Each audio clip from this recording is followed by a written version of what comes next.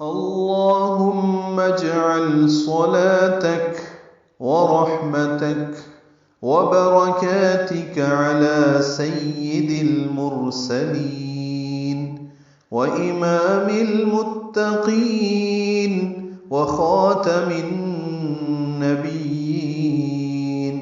محمد عبدك ورسولك إمام الخير وقائد الخير ورسول الرحمة. اللهم ابعثه مقاما محمودا يربطه به الأولون والآخرون.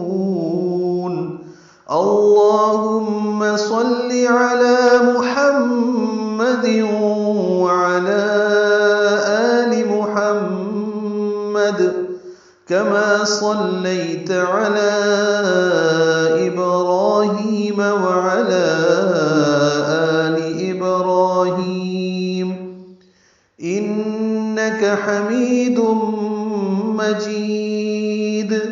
اللهم بارك على محمد وعلى آل محمد كما باركت على إبراهيم وعلى آل إبراهيم إنك حميد